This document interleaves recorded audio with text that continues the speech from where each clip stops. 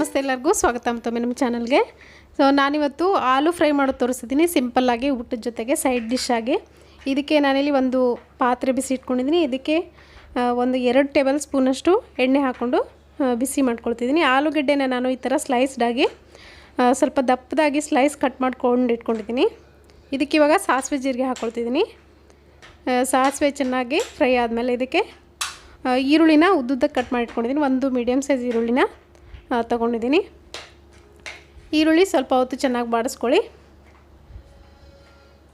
So ಇವಾಗ ಇದಕ್ಕೆ ಈ ಆಲೂಗಡ್ಡೆ ಏನಿದೆ ಇದನ್ನು ಸ್ಕ್ವೀಸ್ ಮಾಡಿಕೊಂಡು ನೀರೆಲ್ಲ ಚೆನ್ನಾಗಿ ಡ್ರೈನ್ ಮಾಡಿಕೊಂಡು ಹಾಕ್ಕೊಳ್ತಿದ್ದೀನಿ. ಬೇಬಿ ಆಲೂ ಇದ್ದರೆ ತುಂಬ ಚೆನ್ನಾಗಾಗತ್ತೆ, ಸಣ್ಣದಾಗಿ ಸ್ಲೈಸ್ ಆಗುತ್ತೆ. ಇದನ್ನು ಒಂದ್ಸರಿ ಚೆನ್ನಾಗಿ ಮಿಕ್ಸ್ ಮಾಡಿ ಇದಕ್ಕೆ ಇವಾಗ ಮಸಾಲೆ ಸೇರಿಸ್ಕೊಳ್ಳೋಣ. ಉಪ್ಪು ಹಾಕ್ಕೊಳ್ತಿದ್ದೀನಿ ನಾನು ರುಚಿಗೆ ತಕ್ಕಷ್ಟು.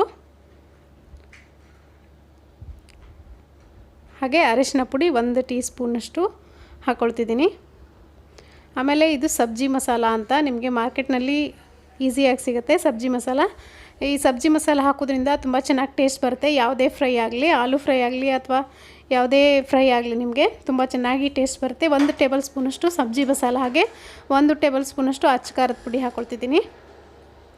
ಇದನ್ನು ಹಾಕ್ಕೊಂಡು ಚೆನ್ನಾಗಿ ಮಿಕ್ಸ್ ಮಾಡ್ಕೊಳ್ಳಿ. ಸಬ್ಜಿ ಮಸಾಲ ಇಲ್ಲ ಅಂದರೆ ನಿಮಗೆ 1 ಟೀ ಸ್ಪೂನಷ್ಟು ಧನಿಯಾ ಪೌಡ್ರು, 1 ಟೀ ಸ್ಪೂನಷ್ಟು ಜೀರಿಗೆ ಪೌಡ್ರು ಮತ್ತು ಗರಂ ಮಸಾಲ 1 ಟೀ ಸ್ಪೂನಷ್ಟು, ಇವು ಮೂರನ್ನು ಮಿಕ್ಸ್ ಮಾಡಿಕೊಂಡು ಹಾಕ್ಕೊಳ್ಬೋದು.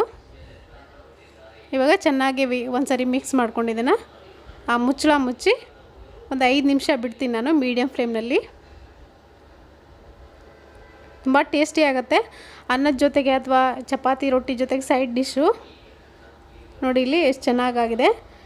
ಇದನ್ನು ಒಂದು ಕಡೆ ಬೆಂದಾದಮೇಲೆ ಇನ್ನೊಂದು ಕಡೆ ಮತ್ತೆ ತಿರುಗಿಸ್ಕೊಂಡು ಸೇಮ್ ಅದೇ ಪ್ರೊಸೀಜರ್ನಲ್ಲಿ ಮತ್ತೆ ತಿರುಗಿಸ್ಕೊಂಡು ಮತ್ತೆ ಮುಚ್ಚಳ ಮುಚ್ಚಿ ಮತ್ತೆ ಒಂದು 2 ನಿಮಿಷ ಬಿಟ್ಟರೆ ಸಾಕು. ಸೊ ನೋಡಿ ಇಲ್ಲಿ 1-2 ನಿಮಿಷ ಚೆನ್ನಾಗಿ ಬೇಯಿಸ್ಕೊಂಡಾಗಿದೆ.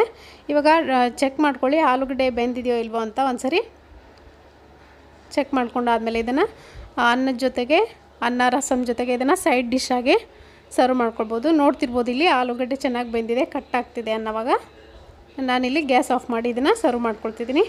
ಸೊ ತುಂಬಾ ಸಿಂಪಲ್ ರೆಸಿಪಿ. ಹೇಗೆ ಅನ್ನಿಸ್ತು ಈ ರೆಸಿಪಿ ಕಮೆಂಟ್ ಬಾಕ್ಸ್ನಲ್ಲಿ ಬರ್ತಿರಿಸಿ. ಹಾಗೆ ನನ್ನ ಚಾನಲ್ಗೆ ಇನ್ನೂ ಯಾರ್ಯಾರು ಸಬ್ಸ್ಕ್ರೈಬ್ ಆಗಿಲ್ವೋ ದಯವಿಟ್ಟು ಸಬ್ಸ್ಕ್ರೈಬ್ ಆಗೋದನ್ನು ಮರಿಬೇಡಿ. Thank you.